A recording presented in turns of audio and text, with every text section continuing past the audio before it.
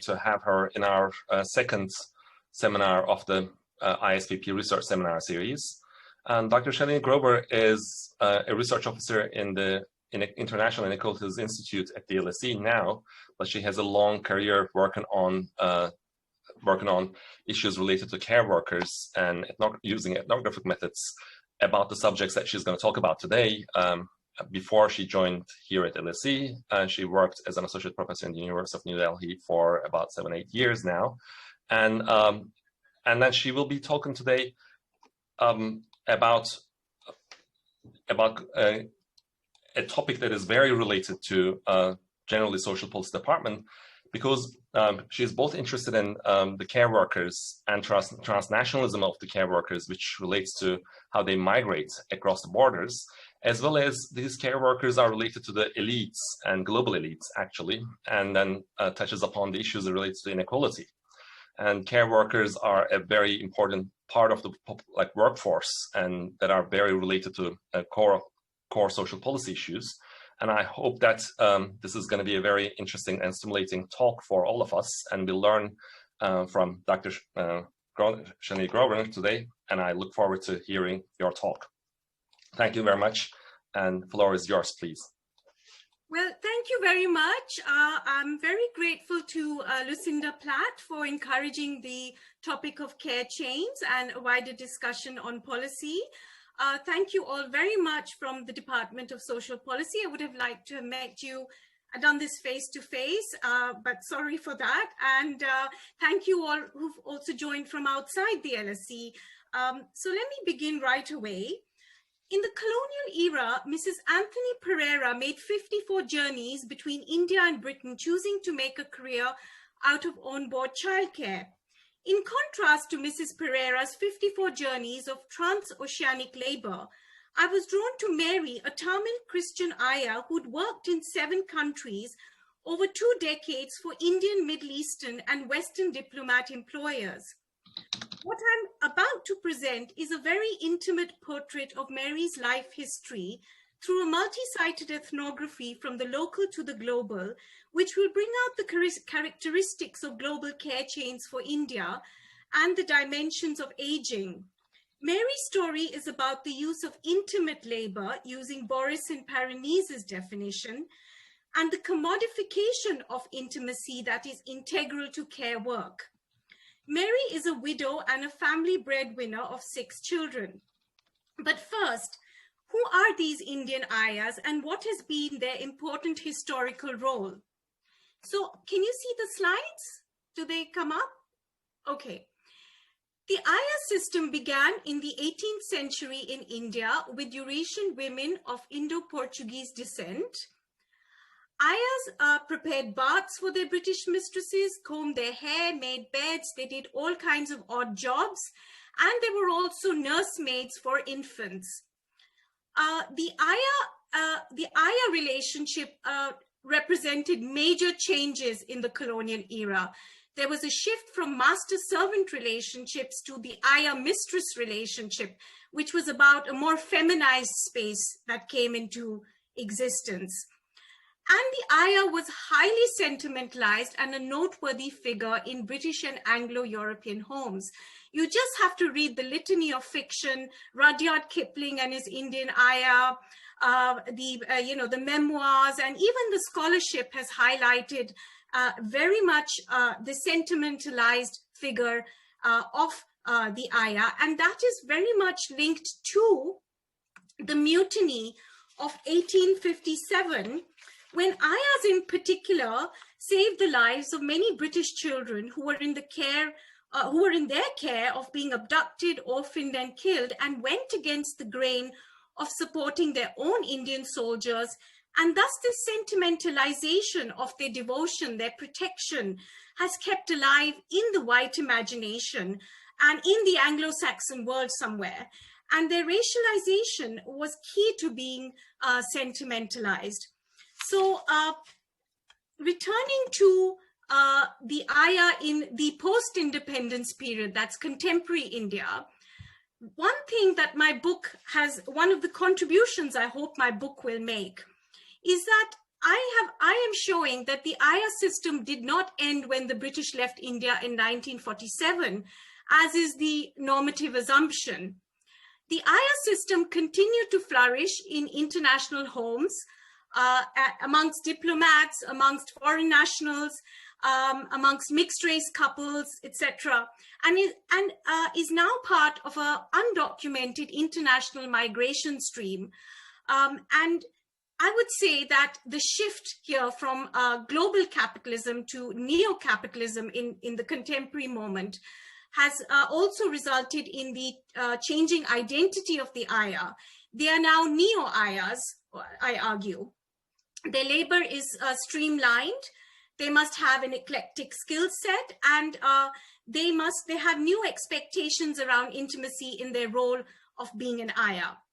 So after presenting these changes very briefly, I am going to go on to the literature on global care chains that will frame my seminar in a more analytical way. There has been a very rich body of work on global care chains over the last 2 decades. And this is interdisciplinary also in character, from global, from development theorists to sociologists to feminists to anthropologists. This GCC framework has really been active, and it is really Ali Hochschild's definition that many of us use, which tells us that a GCC is commonly known as the transnationalization of care domestic labor, where either well-qualified, educated, and highly skilled women migrate to richer countries or richer families they migrate with to look after other people's children and the elderly. So it's a very basic definition, and even unskilled workers migrate to look after other children and the elderly. So over the years, there has been a great body of work, like I said, an important body of work on GCCs, and I want to frame this. This is my own interpretation of the research into a certain kind of waves that have taken place. Firstly, feminists have brought to light the fluid boundaries between productive and reproductive work, private and public, and the care and economy. So we know this has been very much part of a very important feminist research to kind of, say that these boundaries, they are integrated. But GCCs take this even much further and tell us that the racialized care labor of migrant women is a global phenomenon. Nationality, country of residence, and class politics cogently shape the geo-inequalities of global care chains, and they continue to parallel larger economic and racial inequalities. So having said that, Lutz and Paranese, especially Rekal Paranese, have made this point that we have seen over the decades a shift of exploitation and dependence of racialized labor from the national to the international context. And we have seen that, the countries that are receiving this labor are mainly benefiting. It's like a brain drain kind of phenomenon, and very much linked, in their opinion, to exploitation. So the third, I would say, most strident appraisal of GCCs has been, and one that has really prompted emotive debates, is critiques around distant mothering. So the kind of critique is that it's really migrant women who offer a third world supply of emotional labor and mothering in these host countries, replacing the parents, the working parents. So that was roughly the first wave of GCCs. I'm sure other people may look at this differently. The second wave of GCCs was arguably far more nuanced. And here, research took on a different kind of a direction, especially the refreshing work of Nicola Yeats, who, started looking at women's relational viewpoints, their subjectivities, and how their voices and experiences mattered within the GCC trajectory. And, along with this, there were other anthropologists like Johnson and Werber's very wonderful collection of diaspora journeys, saying that, well, migrants are making choices. It's not just about exploitation. They have their sights on international migration. They're not just victimized labor. Diaspora, they build new lives, they build new networks. So this was a different turn, making it a little more nuanced. And the third wave is more about the gaps, and especially where we come in to look at where we can address these gaps. And a number of them relate around aging, how aging is missing, how male carers are missing. I have to say that is a limitation also in my research, being a female, sort of an anthropologist, not easy to always meet them privately and talk. And the interconnectedness of movements, much more about how the local and the global are connected.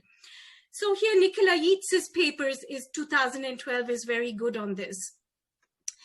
In terms of the contributions that I will make today in today's seminar via the Indian case studies, is that for India, global care chains have been understudied. They have been mainly looked at through nursing care chains and through those who go to the Middle East. That trajectory has started. But the research that I offer is very much about employers who are of a different kind. With globalization, we've seen a new employer class emerge, one that has great mobility in their professional life. Diplomats, highly professional, aid workers, all kinds of people who have that mobility. And this kind of muddles the migration divide that has been traditionally the focus of GCCs. And of course, I look at Mary's intimate portrait through the life course approach. Having said that, now let me go on to discuss Mary's life history.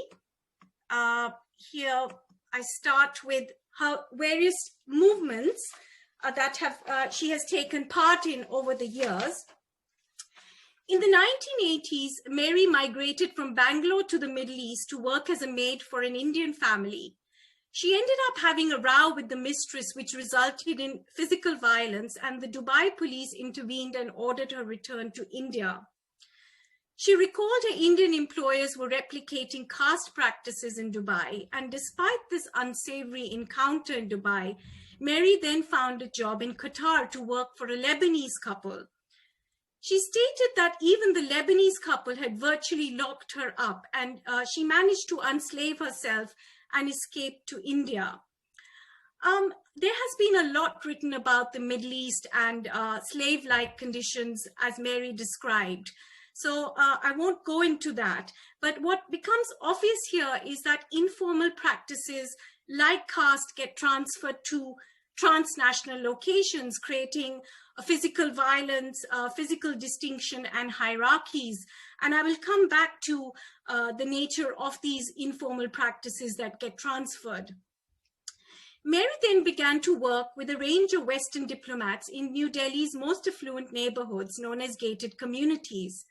Working in gated communities, Mary entered a very privileged labor market, one where her job security depended on advanced skill sets, positive reference letters, and for years she was made to absorb training, skilling, and the racial regulation of her body through discourses of professionalism and hygiene that her employers would advocate. So through several memory walks with Mary, where she revisited the 1990s decade in these affluent neighborhoods, she opened up to me about the nature of race, class, gender disquiets in diplomatic settings and international homes. And it was brought to my notice that while Western diplomats displayed liberal tendencies, there were many aspects about the high inequalities in gated communities that they consciously or unconsciously emulated. Their class collusion with Indian employers on surveillance, inferiorization, and hygiene practices suggests that as employers, their power was unshakable as well. these jobs with diplomats led Mary to work for a white American diplomat family, Amanda and Peter. All names have been anonymized. In even countries, some countries have been anonymized. Amanda and Peter asked her to accompany her to Washington. Mary subsequently worked for this couple in 4 other countries: Morocco, Jordan, Bangladesh, and Turkey. So in this sense, Mary is a global ayah whose caregiving skills have taken her to wide-ranging continents. And this is because of the high geographical mobility of her employers. She had a lengthy and intimate service with this diplomat family, especially given her role in looking after their 5 children who she practically raised. Mary described her experience with Amanda and Peter to be entirely different from all her other employers, from the Middle Eastern ones, from the other diplomat ones, and from the Indian ones. She articulated 2 positive narratives. First, the couple refrained from monitoring her movements in these new destinations and asking intrusive personal questions. They gave her a lot of freedom to explore these countries on Sundays and to build her own networks. A second narrative was entirely focused on the strong emotional attachments she built with the children in her care and the high degree of intimacy this involved. These ties with this diplomatic family are sentimentalized by both Mary and them. Having built a trustworthy bond with this diplomatic family, Mary was content to be at a distance from the politics of kinship in India.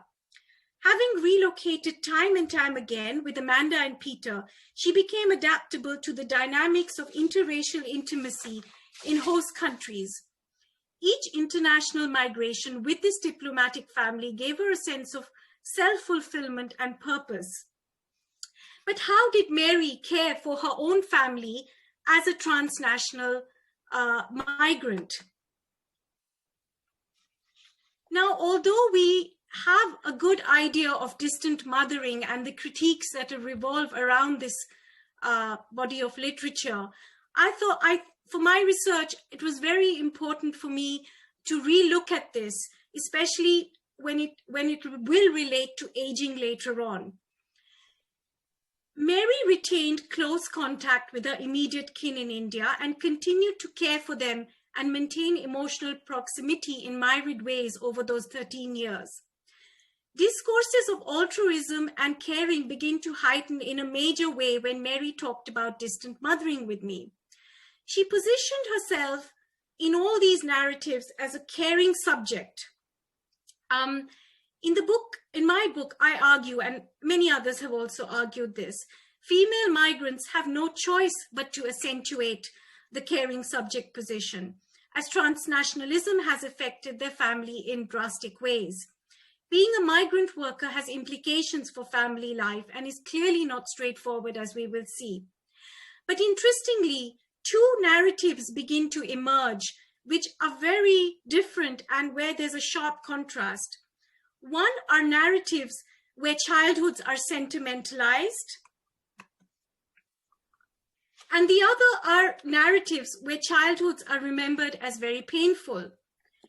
Mary's twin daughters lamented, and do continue to even now, how painful it was when their mother was overseas and wasn't able to look after them.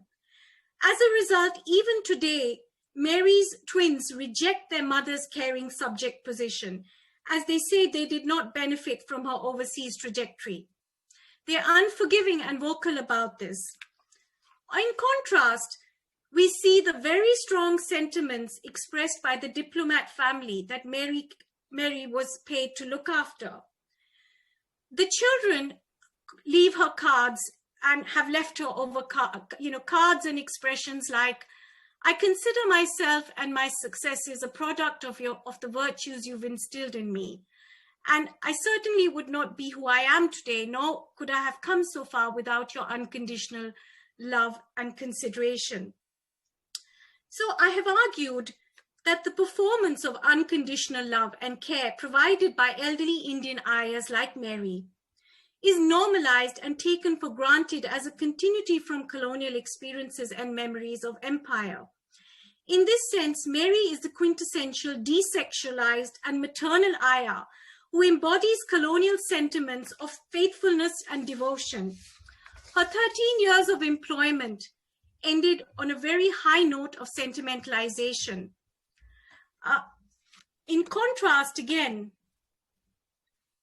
we'll come back to how her children, what kind of perils this tells us of GCCs. But if it ended on a high note of sentimentalization, with regard to Mary's commodified labor, the caring self was gendered, classed, and racialized. So this does bring the conundrums of GCCs into scrutiny.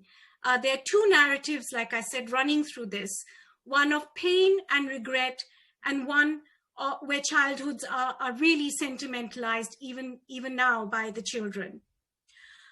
After her extensive employment concluded with Amanda and Peter, Mary returned to India.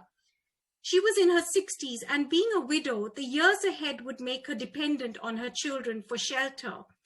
They would also diminish her social status as an overseas family breadwinner. The Indian state offers very little to its vulnerable cohorts and elderly population. So she's not going to get anything much from the Indian state. In 2016, a Black American diplomat joined the United States Embassy, and Mary agreed to be his all-rounder maid. From the start of her employment, Mary was helping James to buy clothes, she was polishing his shoes, and the embassy parties were yet to begin. At these parties, James would tell his friends and colleagues, "Mary is like my mother." Mary had signed a 2-year contract with James, whereby on leaving India, he would give her a 2-year bonus that was negotiated, that she signed and was also negotiated. However, he never handed her a copy of this contract, and she put all her trust in what she and James had verbally negotiated. When I probed Mary about her working relationship with James, she said it was peaceful. He was treating her very well. He let her sit on her sofas. He bought her presents. And it seemed to be the case that Mary was filling a void for James in terms of gendered companionship. He was an unmarried bachelor, a single bachelor in New Delhi, away from in a migratory space. And many of them are away, whether they're single or not. They're in a migratory space away from their own family, their own networks, and often domestic staff and ayahs provide them with that kind of solace, companionship, and gendered, companionship. So I think Anne Stoller's work is really fascinating on this, because she reminds us of those tense and tender ties whereby emotion and power intermesh with amongst employers in invisible and yet very significant ways. Hence, the most significant violation of Mary's contract came at the end of James's 2 years in India. Before returning to the United States, he invited Mary to pray with him and to bid her goodbye. To mark his appreciation, he handed Mary 2 handwritten cards, a parting reference letter, and the American flag. These cards, again, indicate strong sentiments directed at an Indian ayah for having fulfilled the criteria of gendered intimacy at the best of her ability. She was the most amazing person he met in India. She made his years in a foreign land to be magical. She was his pillar of strength, and he loved her. I can vouch that Indian employers do not in any way express such sentiments to their domestic staff, given the caste system. After Mary read her reference letter, she searched the envelope. She had eagerly waited for her 2-year bonus. By then, James had left for the airport, but she found that there was no bonus. She called him up at the airport, and he simply denied the existence of a pre-negotiated bonus. So Mary started telling her network of friends that James had violated the law. He had made her sign a contract, but he hadn't lived up to it. It was really this incident that was a turning point in Mary's life, where she began to question she was about 65, 66, 67 when all this research was done. When she really began to question, she said all her diplomat employers idolize her, but have simultaneously exploited her. The process of aging led Mary to introspect on these very sentimentalized ties, especially the ones she correlated with Amanda and Peter's family. For Amanda and Peter, she was their beloved Ayah, but years later, where were the monetary gains of her long-term employment? There had never been any talk of a pension scheme in the 13 years that she had worked for them. Mary's first overseas salary with Amanda was $300. And she tells me, in the United States, $300 for raising 2 children. Amanda would spend $200 in a hotel room in Washington, and that was the kind of money she had. I have demonstrated in my article 2017 that Western employers and Indian elites who move to the global South have access to cheap yet highly skilled domestic help. These employers often pay only a fraction of the wages they would pay in the global North. Easy access to racialized servitude in the global South advances these care chains in a slightly different way, as employers often relocate to new destinations, taking along their caregivers. If elites are mobile subjects of global history, so are their domestic workers and care workers who get to experience these transnational journeys, but as far more inferior subjects. When Mary talked about the various employment stints, not a single employer in all her years of being a domestic worker has offered her a medical insurance package.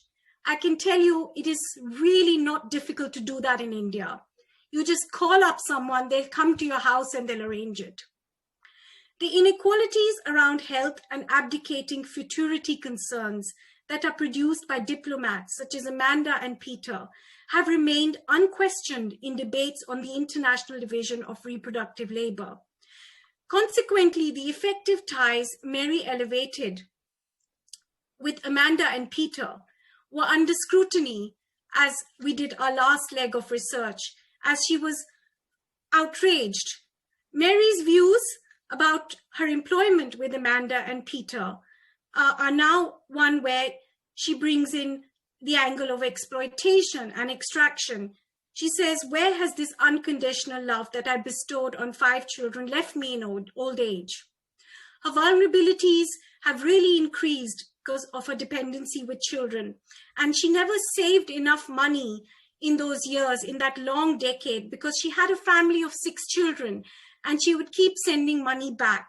So she never had those savings, large savings. With regard to James's highly sentimentalized cards and reference letters about how he loves her, how she's like a mother, how he handed her the American flag, she says, is this some kind of a joke? Are these expressions of love and appreciation, including kneeling, praying, and handing me the American flag, ever going to fill my stomach?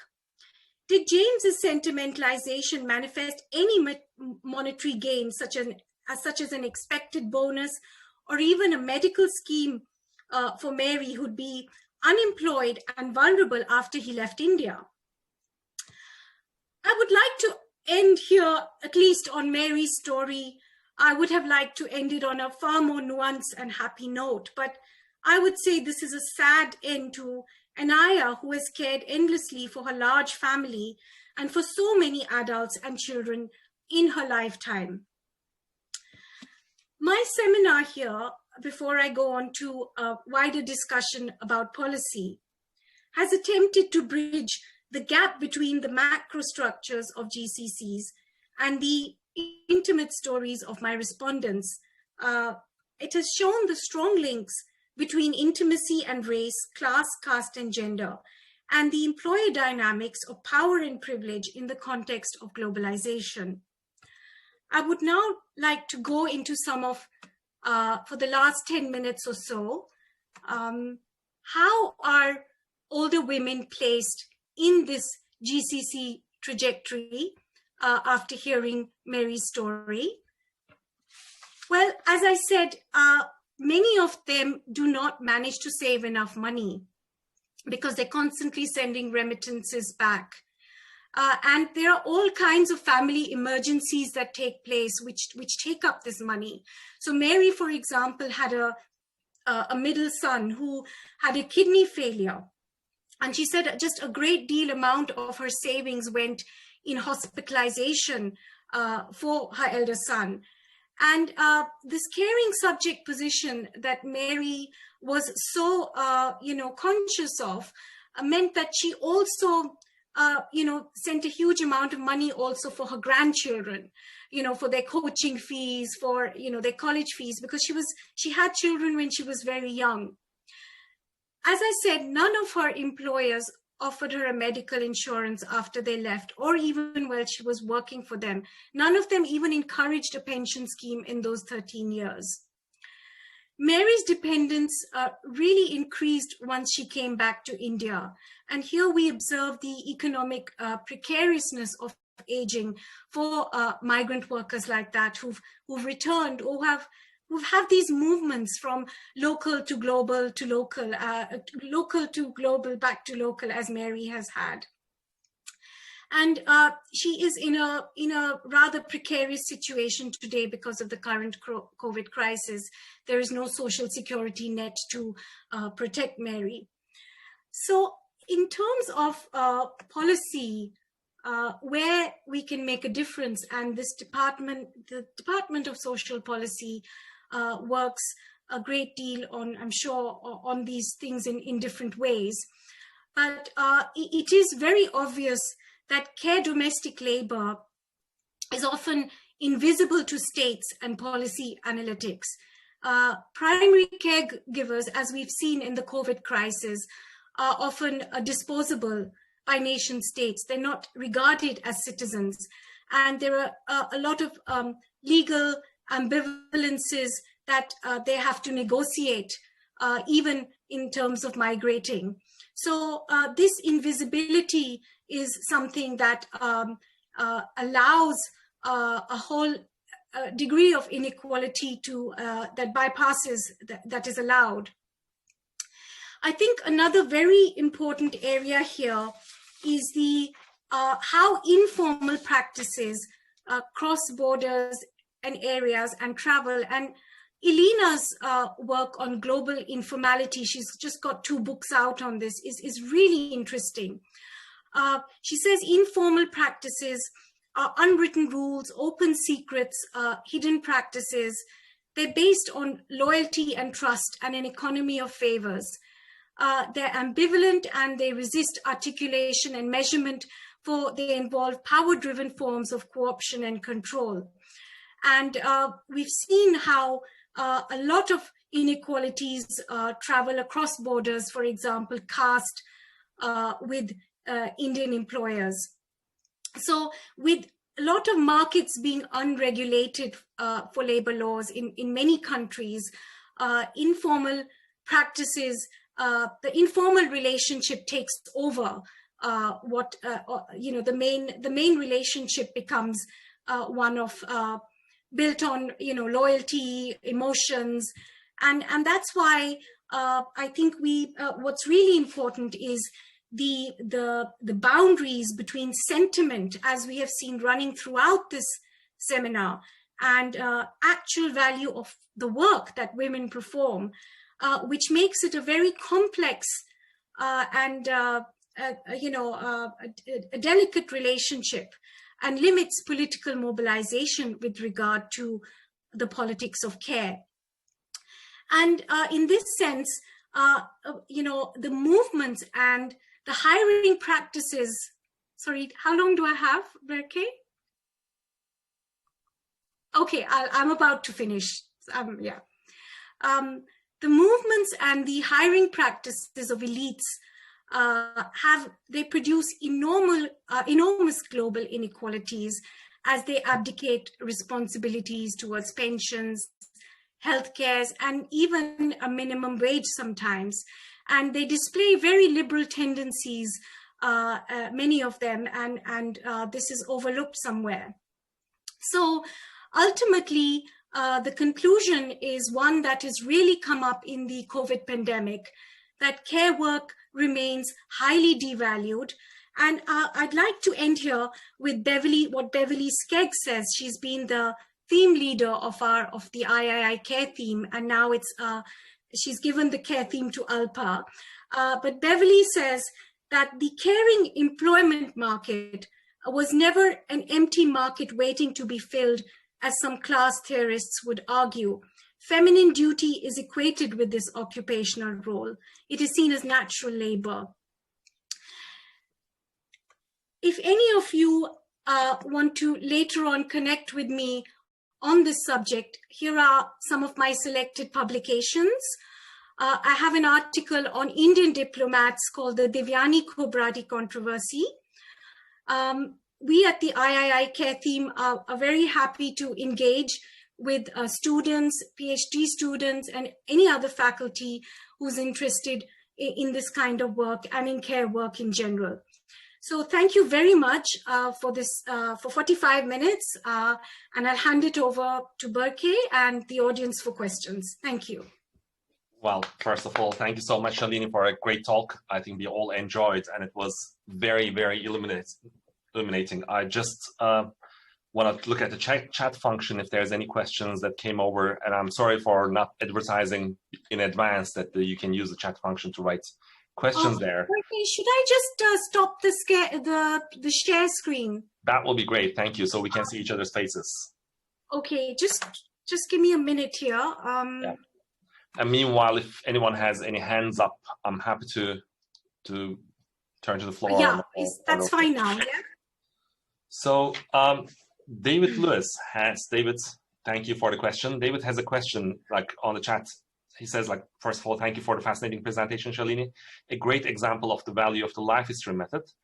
And he was interested in the extent to which Mary's transnational trajectory might have also been enabled by her original devalued status as A, a widow, and B, a minoritized Indian Christian. Absolutely, David. I think you've said it spot on. I don't think I would need to add anything to that. Definitely, she's a desexualized, maternal Christian ayah whose labor was in any case very cheap when her diplomats were in India. When she went to Washington, there is a minimum wage in Washington. It was $300, but apparently it did not increase after that in the other postings. So yes, a minoritized Indian Christian, that is really how it is. And many of them, even in the colonial era, were Christians and Portuguese. And yes, again, a widow. Absolutely spot on, I would say. Okay. So anyone else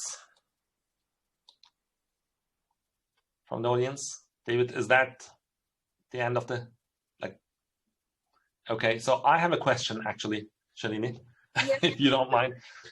This entire story reminded me this one article I read a couple of years ago and went and Googled on it while you were talking, which was an ex-Tuzon story about My Family's Slave. I don't know if you read, it was in the Atlantic, which was quite famous. It was about a rich Filipino family, bringing a carer, a maid with them, from a village, poor village in Filipino, to their migration story to the US. And for 20 years, this maid woman was taking care of the family's children and so on. And then they discovered that she has families and other things, that she had a lot of difficulties, which they never realized. And then Alex Tuzon writes his own biography story. I think he won a Pulitzer Prize for that in 2017, which was a very remarkable story. Became shared quite a lot in social media. In that case, that what you describe here, this affectionate mother figure, were the only constants in children's life when both mom and dad were working, although not diplomatically, really help for children to grow up like in a more stable environment. But at the same time, what made the grandma as a slave is the lack of paperwork in the new arrival area in the US. So she wasn't able to speak English when she arrived to the US in that story. So she had to take care of the children full time as almost a half a slave condition at home. She wasn't able to do a lot of things by herself without like unable to read and write in English and other things. And then she didn't have proper passport and legal documentation. In your story, it's like, it seems like what is really striking that these people like Mary and the people that you look into are able to travel internationally via legal ways. Someone must be getting their paperwork to be done and become a legal migrant in an ambassador's home. So we know that we come from low-income countries, and then if you want to travel to high-income countries, you go through all sorts of hurdles, especially if you are going through as a domestic worker. How do these diplomats justify her role in the legal framework of the destination country? How do they get the visa for that person? Is it like, if it's UK, would that be a work visa? And wouldn't that formalize some sort of the legal and institutional framework in the destination country? I was curious about that part, but being very outsider from the area, so I just want to know what your reaction would be. Thank you so much.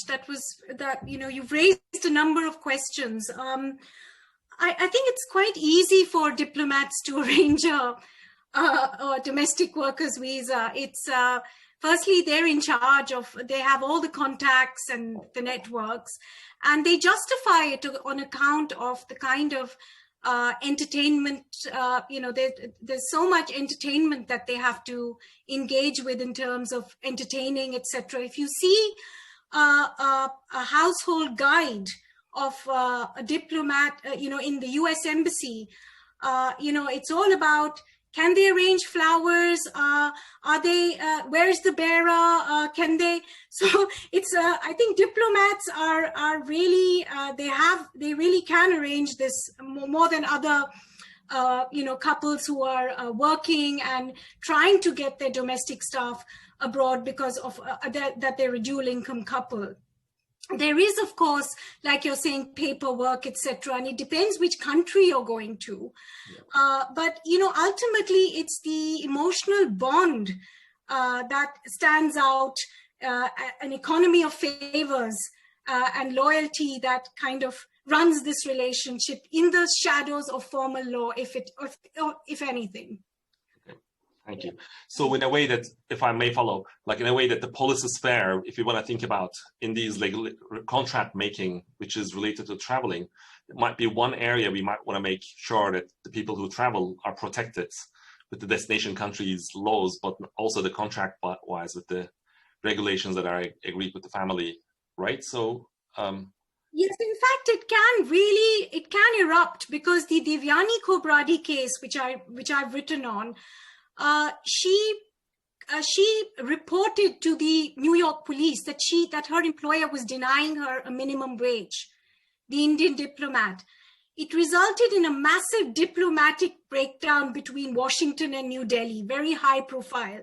Yeah. But it raised all these things, and now I think there are a different set of rules.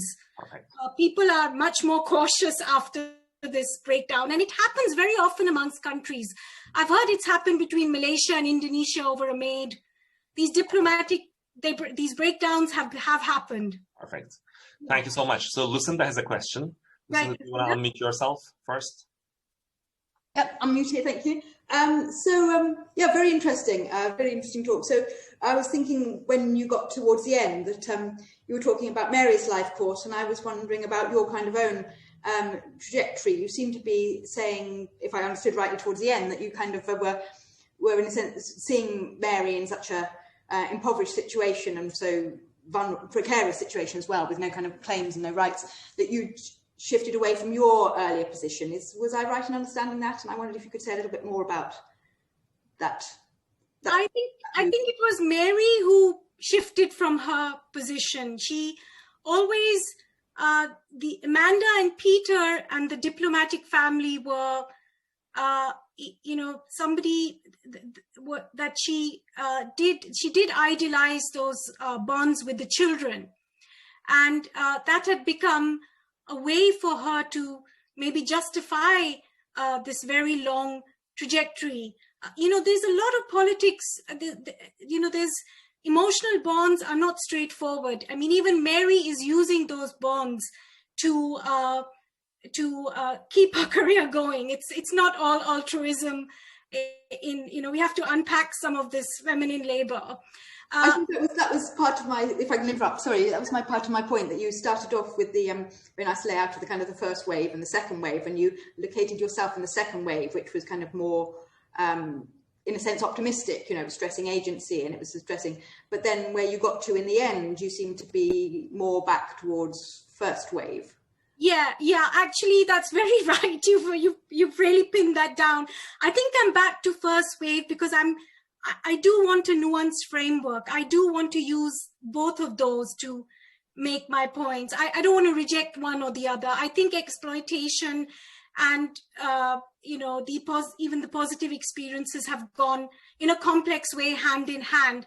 And a lot of people use agency, which I find slightly, I don't want to get into this into a major way because it's very agency, there's so much, but there's a slight romanticization. And I think in my book, I'm going more for precarity. I'm going more for a framework of precarity rather than agency. So in a sense, I'm using all three waves of research to bring in her life course. And yes, I do go back because that's what I see. She's now 67. She's highly dependent on her children. She's having how it is for her in the COVID era. So yes, I have gone back to that. I don't know what to say about that, Lucinda. Okay. So we have Evelina first and Penny Verasanso later for two questions. Oh, okay, Penny. Okay. Yeah. Evelina, do you want to go first and unmute yourself, please? Thank you, Barkai, and thank you, Shalini, for the engaging presentation. I'm thinking about a report by the Migration Advisory Committee that came out, I think, early 2018, and it was with respect to cost and benefits of EU migration, and the conclusion was that low-skilled migration is valuable, but not in the long term, because then countries need to pay back pensions and care for low-skilled migrants. And your presentation made me think a lot about these conclusions back then in the MAC report, and how actually this is the other side of it, low-skilled migrants who are disadvantaged or suffering from such policies. And I was thinking about things Burkai and Lucinda raised. One is the legal protection, and the second one in different countries, and the second one is agency, and then who would have the agency to enhance the legal protection and then implement legal protection for people who might end up in such vulnerable situation, related to the policy conclusions you had in the end. Thank you. That's a really interesting angle. Firstly, I didn't bring it up, but Mary is she's a very skilled migrant. She's got 18 recipe books. She speaks English. She reads English. So she's quite skilled in that way. I know these definitions and are problematic. In terms of the agency, it has been very difficult for many of these migrants to mobilize politically in host countries. But I think they do have agency. I'm not denying it. I don't want to say that my book or my paper doesn't exemplify their agency. In fact, there's a very interesting piece of work by Pandey on miso talks in balconies in the Middle East, and how domestic workers would talk across balconies and get information and use that to enhance some of their rights and working conditions.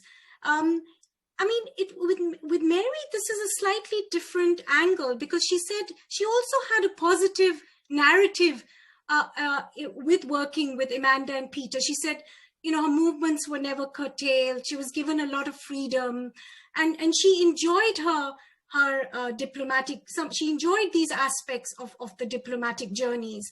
So in that sense, I think that I think this is a little more complicated. I certainly see where you're coming from, that we need, there have to be laws. And the problem is that it is so invisible. I mean, the EU is very different, but, you look at other places where they travel, Jordan, Turkey, Bangladesh, all these places would have very different kind of laws, and there isn't one framework here. The geographical mobility is, in a way, also limiting Mary's right to, if she was in Washington, there would be a minimum wage, there would be, that would go up, etc. So it's, it's a complicated, these diaspora journeys with these employers are complicated because they're going across different countries, which are wide span. Is that okay for now? Or can I, anything else? Have I answered something or? Evelina? Oh, sure. Sorry. Yeah, I think I'm thinking with respect of policy because, as you mentioned, mobilization is quite important to be able to influence anything at a domestic level. And then these people are often hidden and invisible and vulnerable in a way that makes protecting their rights quite difficult. So I was thinking whether you had any conclusions with respect to influencing policy in places like Washington or UK, for example, but US or UK, but I guess this is a much wider question. Yeah, the movements here are much widespread. Washington and UK would have a lot of policy recommendations already in place. There are lots of domestic workers, agencies, NGOs, because what I know about the UK context is that they haven't ratified ILO conventions, certain ILO conventions, which are making migrant domestic work almost like slavery conditions, even in this liberal economy. So there are, there are organizations mobilizing around that. So thank you so much, Shalini. We have Penny waiting for a question, and then afterwards, Michaela. Okay, Penny. Hi, Shalini. Hello. Great, as always. I wanted to pick up on something which I don't think anybody else has so far. This thing about the relationship between Mary and her daughters and their unhappiness with what she did in the past and questions about now and so on. And the fact that she positions herself as this caring subject. And I think what's interesting, especially for her age group, and possibly certain other groups contemporarily, is that women don't have an automatic right to work. They have to have a reason for working. And for that reason, I'm suggesting this, just extrapolating from what I know. So for that reason, she wouldn't have a right to hold on to the money that you said she could save. She actually invests in her kids in order that they would hopefully, that she's holding on to that relationship between them. So that suggests that this big thing here is about gender, right? And I wondered if you had done some work for a man in a similar situation.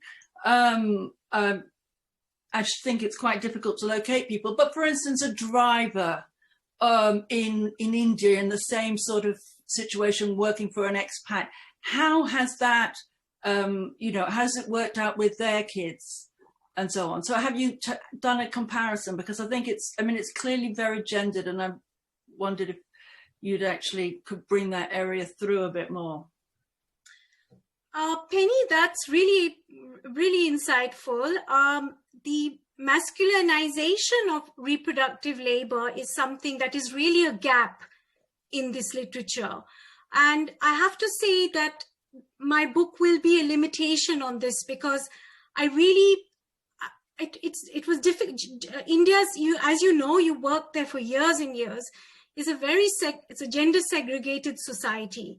And, it was difficult to talk to them privately and to, so I am planning a grant application with Tom Chambers where we're both going to talk to men in the future, like you're seeing drivers and other care workers to fill this gap.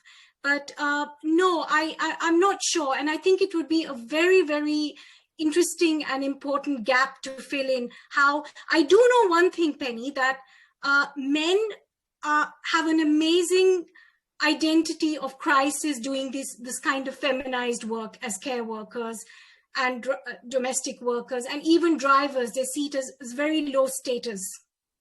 So they are even more invisible sometimes in the NSSO data, etc., because it's become such a feminized workforce. So definitely that is the next step for me. And yes, yeah. Thank you. Okay. Thank you so much. We have Michaela waiting for the question. Michaela, can you unmute yourself, please? Yeah. Thank you, Barkay, and thank you, Shalini, for a very nice presentation. I have a question regarding this late life experience of Mary when she is then rethinking her opinion about her employers and what they and how they treated her. And I was wondering if you and her met at a different point, she wouldn't be able to give you this assessment of her situation and her relationship with the employers. And I was wondering, what is your experience with other participants, other carers you spoke to who were maybe younger and who were still in the position with the families when they didn't go through this? Sorry, are you there? Hello. She seems, I can't hear her. Oh, so Michaela, would you like to repeat your question? I could hear Michaela, but I'm not sure whether others could hear. I got half of it if you want me to.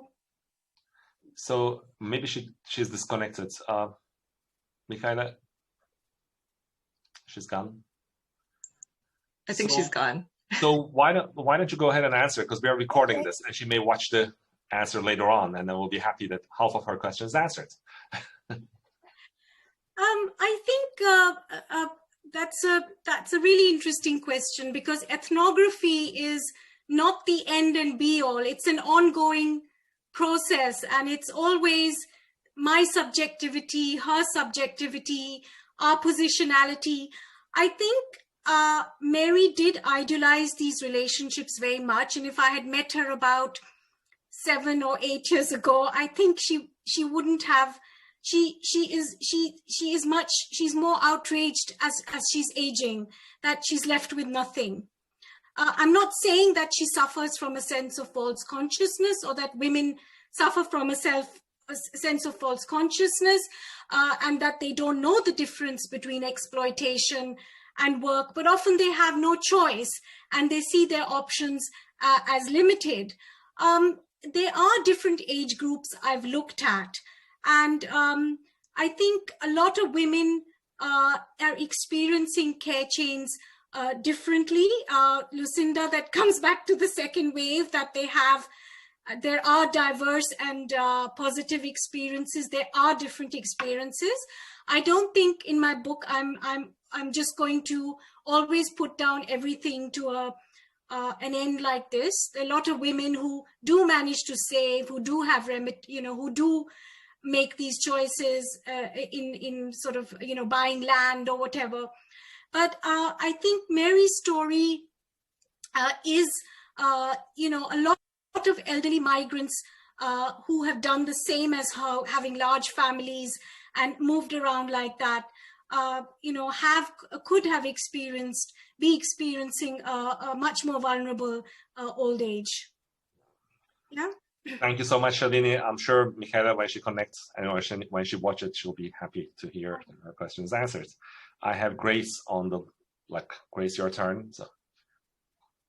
Thank you. Shalini, thank you so much for your presentation. It was super interesting. And I might not know very much because I don't do qualitative work or an expert in this area at all, but I do come from Malaysia, where this international care is a really big thing. And I've also had a carer myself.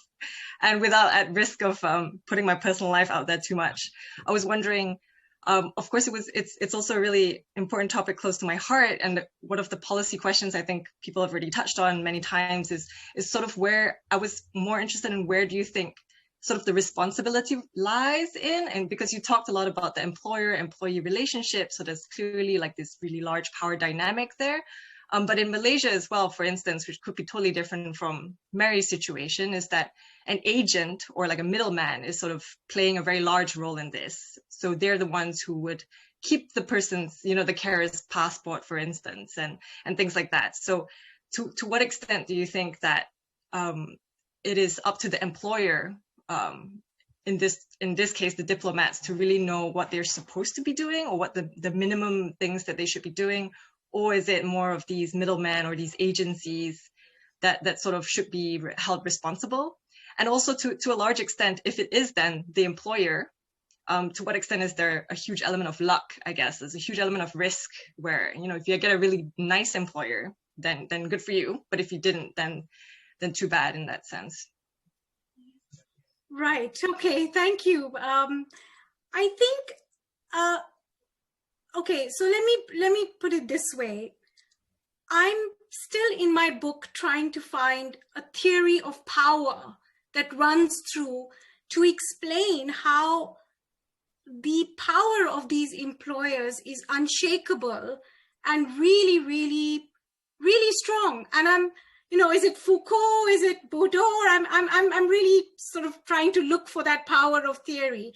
I think that, of course, nation states should have very clear rules as part of policy to how much the minimum wage should be, how many holidays they have, pensions, etc. But let me just say this, that a number of nation states don't want to invest in that because it is something that, it's cheap labor, it's complicated for them, they're disposable. So often the state is ambivalent. It'll be part of an ambivalent angle here. So I would say that, I have done a lot in India to try and raise awareness about this. I've given talks at the American Embassy. I've raised discussions on online parenting networks. I've written for newspapers. I think really more than anything, the employers need to have a conscience on this. They need to pay the minimum wage of what you would pay in America, because, they are leading, they have diplomatic, they have free taxes, they have entertainment allowances, they have really luxurious lifestyles, and they underpay, and they don't give pensions, they don't give health insurances. So I think a lot of the responsibility should lie with employers. But this is such a gray area, and it's gone on for the longest time. Domestic help is really invisible. Care domestic labor is so invisible in the global framework here. So I think that we have to tackle this at many levels. That's my answer. Thank you. So we have one more question from Mary Alice, but I want to remind that we have actually booked these seminars for until 6:30. But we, with the expectation that we will be done within an hour. If there's a little bit more overflow, that we can take another 5-10 minutes to ask this overflow. So I suggest that we get Mary Alice's question too, and then we kind of wrap it up. But if anyone wants to follow up with you, if you're around for another 10 minutes, it will be great. I can just arrange one-to-one meetings and chats. But let the audience be free to leave at any point after Mary Alice's question. Thank you. Mary Alice, could you please unmute yourself and ask your question, please? Yeah. Hi, Shalini. That was really interesting. Thank you so much for sharing your presentation. My question is, so I think from the way you told Mary's story, it sounds like she sort of blamed the employment relationship on her being, elderly now and not having savings or other resources. And I think that totally makes sense what you said just now about the fact that she should have been paid a lot more also makes a lot of sense. But I'm just wondering, compared to the other opportunities that she would have had if she wasn't doing this kind of work, is she really that much worse off than she would have been? Like if she had stayed with her family and done whatever other job she would have access to, would she have been able to build up more savings or have more resources in her old age? Okay, Mary, that's again a question that I am asked quite often, but I think there are too many justifications. I'll tell you what, the options for somebody like Mary, though she was skilled, she wasn't, you know, she couldn't have gone into an office job. So because her options would have been to be a care worker in a hospital, which she's done, or to do factory work, or other kinds of jobs that would be maybe lesser paid or not as well, or maybe just about the same. I'm not sure. But I think, you know, often a lot of people, a lot of employers use these kind of justifications to pay less by saying, well, look, you know, if she was in a factory, she'd be paid this much. If she was in a low-paid hospital, she'd be paid this much. And I don't think this is helpful. I think, you know, this kind of work is very devalued. And I think it needs to be they deserve much, much better salaries. And it's something that, you know, comparing with other professions also kind of limits this debate in a way. And I've had this problem with many people, you know, who've said, oh, but, you know, she'd be getting half the price in a factory. But, you know, I don't care. I think she deserves that. The value of her work needs to be taken into account. I mean, how much are people paid here for looking after children? It's £40 or something in a day to look after a child in the UK. So I think, you know, these comparisons, they complicate the debate, but at the same time, I know we have to engage with them. So thank you.